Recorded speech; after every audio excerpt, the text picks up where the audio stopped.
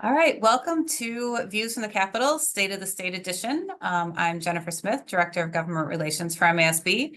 With me is our Assistant Director, Brenda Pilgrim. She will also be presenting with us. If you have questions throughout, please put them in the chat. And please try to keep yourself muted so that we can hear the presentation and not the background noise. We'll take questions as we go, so feel free to put those in at any time. And today we're going to talk about the governor's speech and what the couple things that might be up next in the legislature. It's been pretty quiet this month, and I'm not complaining. But I'm going to turn it to Brenda to kick us off with the governor's State of the State speech. The governor's State of the State speech was last night, and it was very musically oriented. I would recommend that you listen to "Don't Stop Believing" if you really want to get the flavor of what she was saying. She really looked over what was happening in her last year, and there were a lot of things that were big.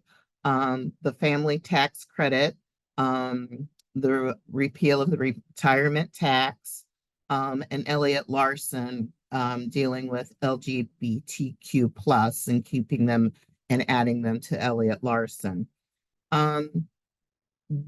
Her speech for K-12 was not very much this year. And Jennifer will go into that. But last year, she was very good to us as far as making sure that we had free lunch, free breakfast in the schools, and also her pupil spending and her generosity within the budget as far as school systems are concerned. But this year, she was not as focused on K-12, but still had a heavy education component. I wish I had more to say about it, but there are a lot of other things discussed as far as housing, tax credits, healthcare tax credits. But as far as education was concerned, there was very little. Do you have any questions as far as what she was looking at and what she's focusing on for the upcoming year? So while you're thinking of those, we'll talk about the little bit of education we did here. She started her education section of the speech talking again about her budget investments, like Brenda mentioned, that she put money into class sizes and mental health and school safety and all of those things. She touted the free meals for all. And then she talked about how in some states, educators are being undermined and micromanaged, and in Michigan that we're not going to do that. And she's putting resources into areas that matter so that teachers can just teach. So she talked about some of the funding we have for teacher prep programs, people going into those, student teacher stipends, and then she welcomed the Teachers of America to come to Michigan.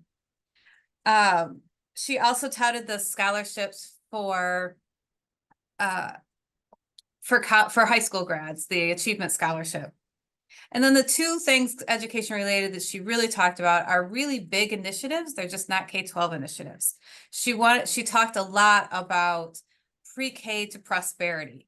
So it was pre-K to 14 and on to prosperity. So in that, she wants to deliver the opportunity for free preschool for 4-year-olds starting next year. And if you remember last year, she said she wanted it before she left office in 2026, but now she wants to move it up and she wants to do it for this year, 2 years ahead of schedule, so that everybody in the state of Michigan with a 4-year-old would have access to free preschool for that 4-year-old. And then on the other end, she talked about making the first 2 years of community college in Michigan tuition free, which builds on her Reconnect program, which has age limits for people that want to go back to community college. Gets rid of those age limits, opens it up to everybody, and would make it tuition free for every high school graduate. So it fed into her pre-K to 14 and pre-K to prosperity. Whatever people want to do after school, we want to support them in doing it. But it didn't talk about was the in-between years. She didn't have new proposals for K-12. She didn't have new ideas for K-12, which isn't all a bad thing. Her budget will come out in a couple weeks, and we'll probably hear a little bit more there.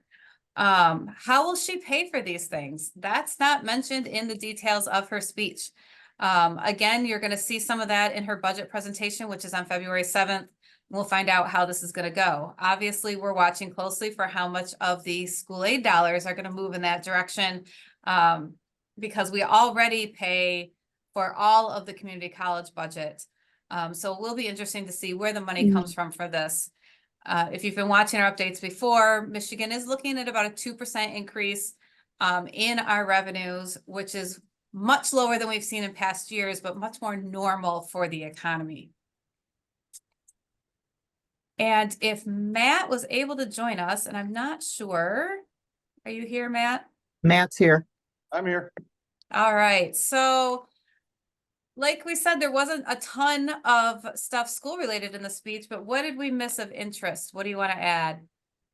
Well, first and foremost, I think in this time of partisan acrimony at the state and federal level, I think we all need to appreciate the governor's attempt to provide a little levity. And I'll say, as a fan of all things 80s, I picked up on most of the references last night. So if you haven't had a chance to watch the speech, give it a look. And it's a little trivia contest. How many songs do you recognize? So it's a good thing. We need to laugh at ourselves sometimes.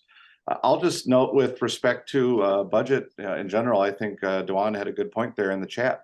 We're coming down from a big bubble of one-time money, and I think it's been interesting to show what is doable when you have a lot of resources to play with. You can make some investments, you can do some wonderful things, and I think now we all have some ammunition going forward when we talk about long-term underfunding of K-12. Hey, here's what you can do when you have money, and maybe we need to have more of this discussion of where we need to go. But it's going to be hard to kind of scale back from that one-time money. There's a lot of pots of money that are just not available going forward, and we knew this going in. That's why the governor and legislature designated a lot of pots as one-time. But that doesn't mean the transition won't be difficult. But I think it's going to be interesting to see what is retained. I heard a lot of feedback throughout the day today along the lines of we love everything proposed, but how much does it cost and how do we get there? And I think when you talk about our budget in particular, and in the school world being squeezed at both ends, I know I joined late, but I'm sure you alluded to this. The two main proposals in the budget last night, one's coming from the community college world, the other's coming from the pre-K world. And those are both laudable objectives, but how do we put that all together, especially the pre-K portion? We went through a robust debate last year. I'm sure we're going to go through a robust debate again this year. How do we do that, as that affects a lot of different groups in the public and private world? So I think it's going to be a slower start to the year, but we're going to find out a lot in 2 weeks. And I think it's important for those of you who haven't taken a peek, take a peek at the Governor's Growing Michigan Together Council as well. There's a lot of ideas there. I think we've seen a lot of ideas for big changes in how our world works happen throughout the years, and we don't always see a lot of action. But I've had a colleague point out to me in the last week, proposal A didn't get done the first time or the second time or the 8th time or the 10th time either. It took many years of starts and stops.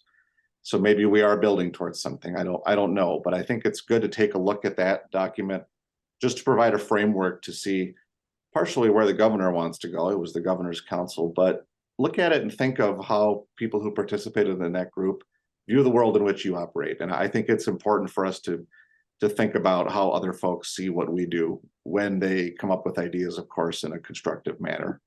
So those were some initial thoughts. It's going to be a slow start to the year policy-wise, but budget work's going to continue. And this atmosphere of a tied house and lawsuits over house seats is going to put a lot of uncertainty around everything in town. So definitely a slower year than last year.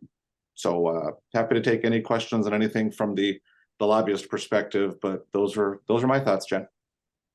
Thanks, Matt. I put the link to the Growing Michigan Council website in the chat, where you can get more information on that report that Matt was talking about. And one of the questions is, do we think that this will lead to population growth? And I think a lot of what you heard last night in the speech from some of the tax credits, especially for healthcare, for taking care of sick or young family members, that sort of thing, plus the pre-K, plus the community college.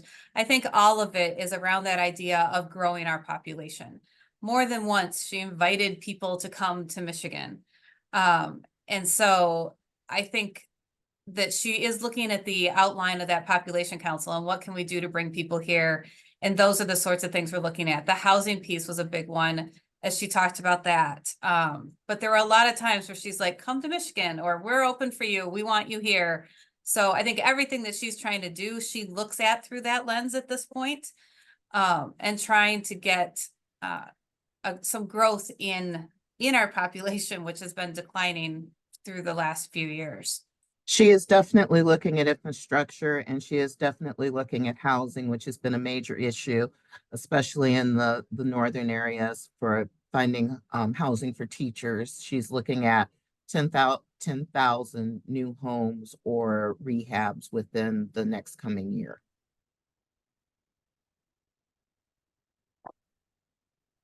Any other questions on the speech or other details that weren't necessarily school related, but mentioned?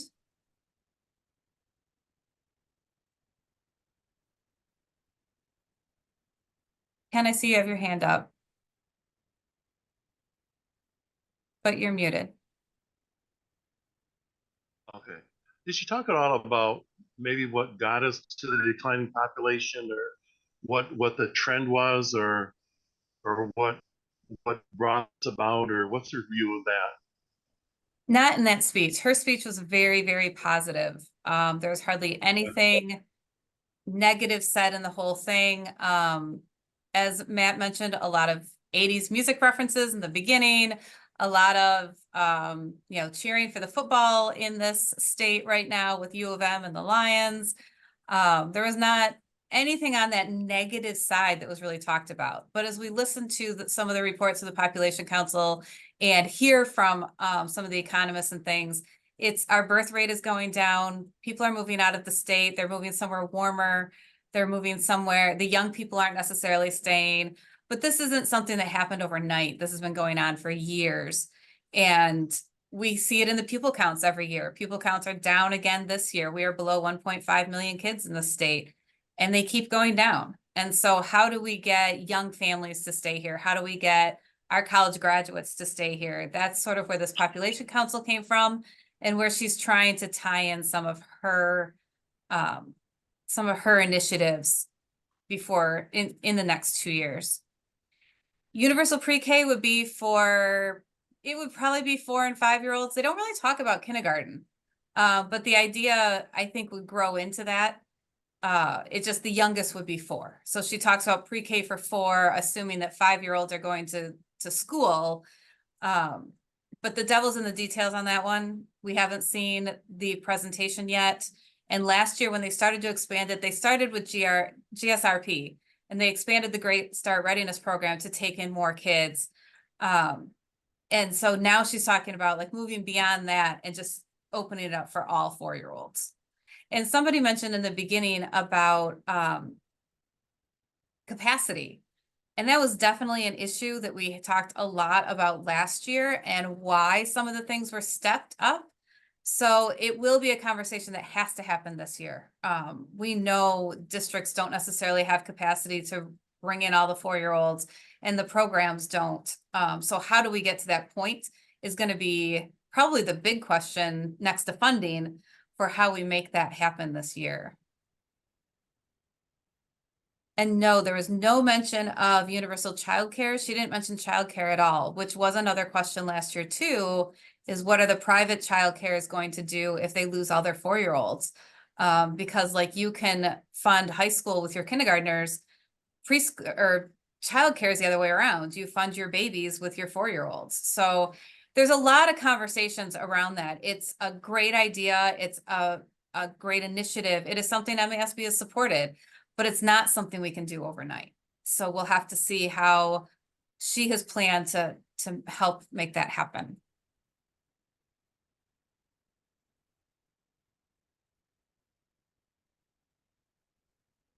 Any other questions?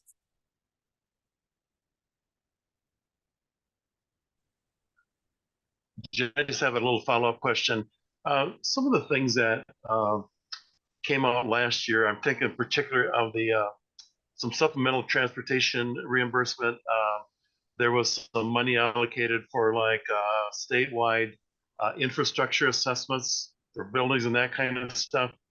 Where is all that stuff? Any feel for that? From last year's budget, a lot of that is still in the works in MDE as they put grants together. But we're Okay. not gonna, again, we're not gonna know numbers or any of those specifics for 2 weeks until her budget comes out. Okay.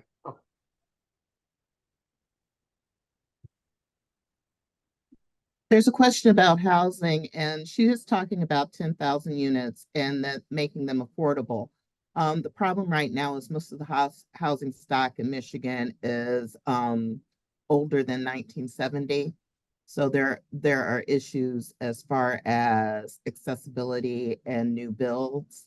The new builds right now tend to be on the more excessive side and not in a price range that a normal person can afford. And Nick, she didn't mention Axe My Tax because we try not to talk about that. It is out there. We are involved in a group that has been fighting that at the Board of Canvassers level. If you haven't heard about it, Axe My Tax is a proposal that would get rid of all real property taxes across the state and remove all local government's ability to raise any property taxes. It talks about replacement revenue, but that does not apply to schools, and it is pennies on the dollar for our locals, and it would only be allowed to be used for emergency services. So this would be incredibly devastating to school funding. It would get rid of the state education tax, which is somewhere around $1.5 to $2 billion a year. It would get rid of your millages, your CTE millages, your bond millages would go away. Anything like that would not be allowed to be assessed any further.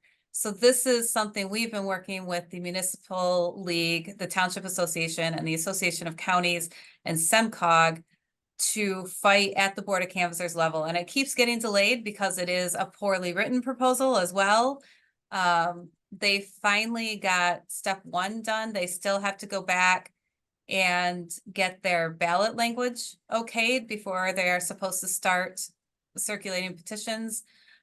They're not a well-funded or big group, but the concern is that if they do make it and can gather signatures, that some of those really far anti-tax organizations would come in and help support it. So we will continue that fight. I joke that we don't talk about it because we're trying not to give them a ton of credibility right now. But yeah, this would be so very detrimental. If it seems to get legs, you can bet you will hear more than you ever wanted to from us on that. We are working on who that coalition would be expanded to and what we can do to fight it if need be. But our goal right now is to keep it out of the field so that they can't even get to the point of collecting signatures. So that's where we're at this point. They go back to the Board of Canvassers next month. The consensus revenue estimating conferences is higher than originally expected, but whether or not it's enough to pay for the pre-K and the community colleges, again, we got to wait until February 7th to see how she plans to do that. It's about a 2% increase for the school aid fund, over what we expected, over what we expected. But we're only starting the year with about $500 million on the spreadsheet, and that's in comparison to $1.5 billion that was on the spreadsheet last year. Our economy is finally stabilizing after the pandemic, and so we're seeing more quote unquote normal numbers. But we won't know anything about funding or any of that until she gives her budget presentation on the 7th.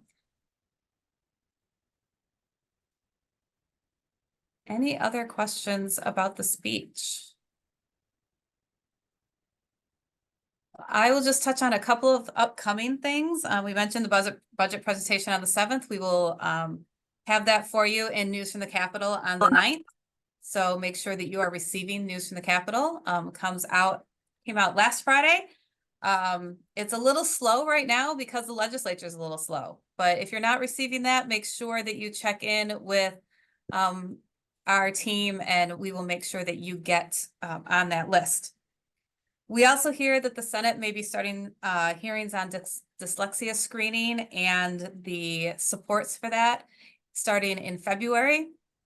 And the first thing the House may start considering soon is extending the sunset on alternative certification for special education teachers. That expires in July, and there's a push to get that done before then. It's already passed the Senate overwhelmingly.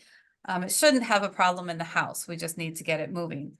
So those are the next two things up on the docket in House and Senate education. Again, we're not seeing floor votes really because it is 54-54. They've got to have a Republican join them. So if it's not going to pass overwhelmingly, I don't think you're going to see a vote on it. And it'll be interesting through the budget process that I think there'll be a lot of committee meetings, not a lot of votes, not until May. And then it's going to be crazy busy in May as they try to do all the votes that they've been holding up before when they were only at 108 members. With the push for EVs, what's the plan to replace the gas tax for schools?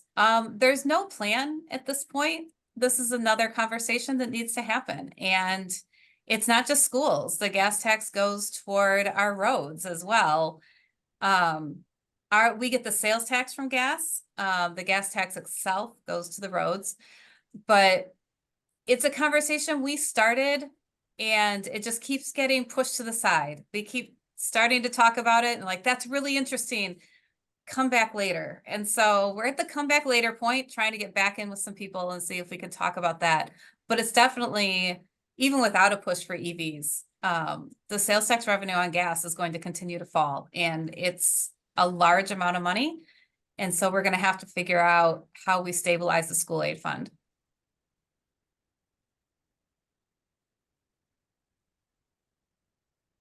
Any other questions for us or on issues that you hope or think might be coming up?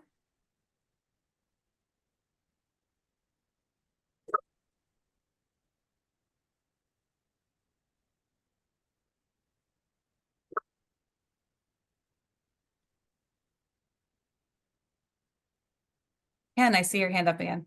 Jen, do you sense that the governor is, we've had a very aggressive couple of years, obviously. She had a very huge agenda. Do you sense that she's kind of just going to smooth through the next couple of years, or do you think there's another built up of some drastic changes coming forward? Yeah, I think I might ask Matt to address that too, but I think we did a lot of the big education ones, but there's a lot of stuff still out there. Matt, what do you think? I think on the policy front, you know, what happened last year, we knew a lot of what was going to happen last year was going to happen in November of 22. I think on the budget front, it's interesting to see the governor continue to embrace themes of School Finance Research Collaborative, which is a good thing. However, I think that becomes harder and harder, but in a good way, in that going forward, we're going to start funding a little more based on need as opposed to across the board headcount. But that's a very difficult change for everyone on this call, because we all have come from an environment where we had to get the 2X thing done. We had to get the 2X thing done. We had to get, you know, hit the goal of proposal A, but now we're at a point where you're seeing things like an opportunity index being funded. You're seeing the new transportation categorical out there. These are all things that we need to figure out. We're kind of figuring them out as we go along. So I don't see on the policy front a lot this year, just due to the dynamics that were talked about earlier. But I do think the budget's going to become more and more interesting as we continue to see it kind of being developed in a little different way, which means every district ends up in a little different place. And that's a mindset and a philosophy set, I think, for everyone that's going to change going forward. And I'm hoping at some point it points to the big picture of, hey, we can keep dividing the pie up differently, or we can try to increase the pie. But I like the trend in which we're going, but it's a difficult change, I think, for people who've done this for a long time.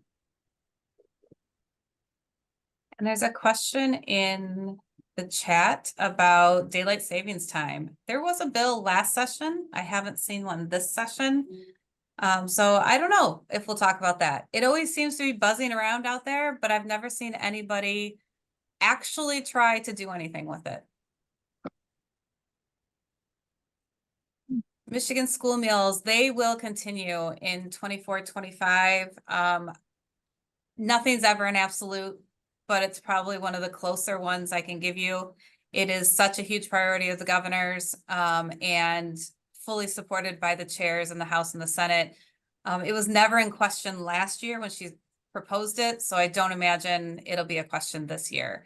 And then Senate Bill 500 is hanging out there, and that would codify it in the school code to say that the department shall run this program. And that would give it even more stability. And so hopefully we'll get that done before the end of the year. But I don't think it is at risk at all from going away as long as this governor is there.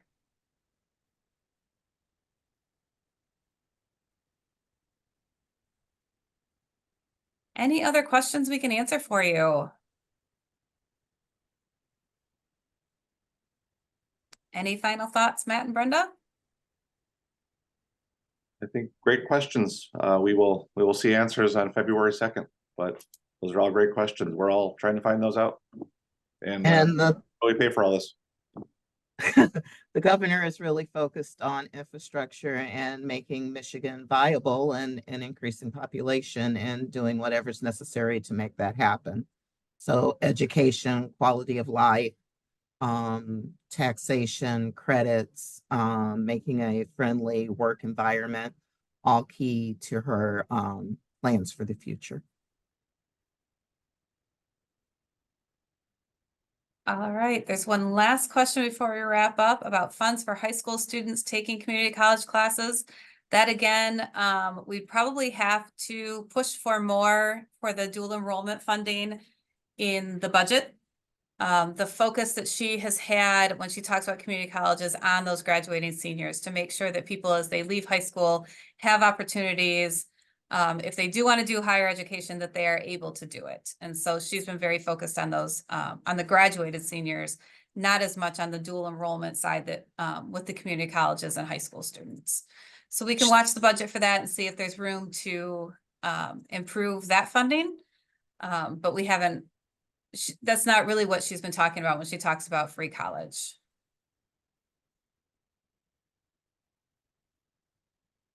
And the last one, school funding continued to increase, but performance has not. I think that that is somewhat of a loaded question, and takes probably a longer answer than I have time for here.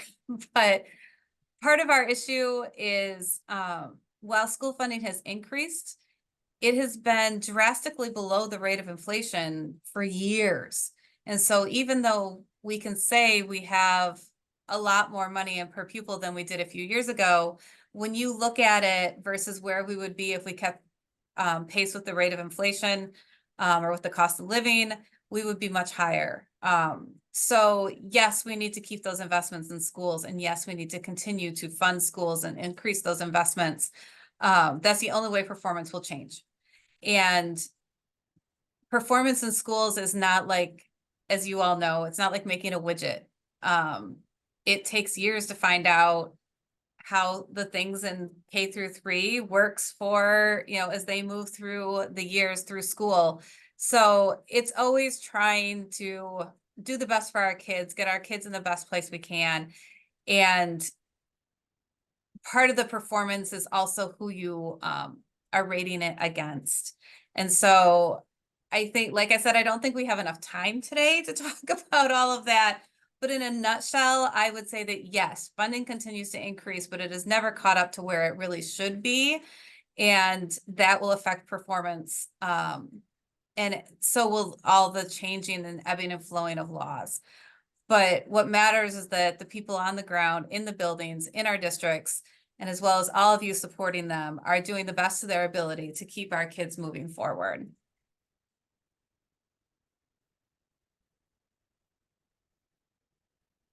The Growing Michigan Initiatives, the website that I put on before, that's where you're going to find most of the information. I have not seen any extra information out there yet, and they are pretty good about updating the website. So if you're looking for those things, that's your best place to look. Because it was an outside counsel, it's not like there's a department you can call to get a hold of someone to ask them. So I would just keep an eye on that website. Ken, did you have one last question? I just wanted to ask, do you have any plans after the February 7 budget release? Do you have any plans to do some kind of a similar update to what we're doing right now? Is that something MASB typically does or no? We don't typically do one after the governor's budget. What we do is we break it down for you. We send it out in writing. Okay. So you'll get it in News from Capitol. It'll be on our website. We hold off on doing another one of these until the budget is done. And then we will join with MSBO to talk about where the final version came up. But Okay. because the governor's budget is going to change, the House and Senate budgets won't be out yet. We do all of that updating through News from the Capitol and through our website. Okay, thanks.